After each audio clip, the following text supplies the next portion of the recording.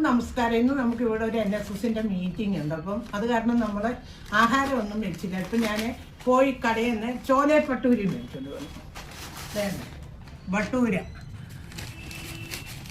4 എണ്ണം ഞാൻ മേടിച്ച് ഞങ്ങൾക്ക് ഈ 2 എണ്ണം കഴിക്കാം. കണ്ടോ, നല്ല മുട്ടൻ ബട്ടൂര്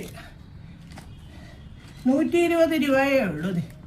നമ്മളതിൻ്റെ കൂടെ കടല, പിന്നെ നമുക്ക് ഈ ഉരുളൻകിഴങ്ങ് പുഴുങ്ങിയതും ഇതും കൂടെ തരും നമുക്ക്.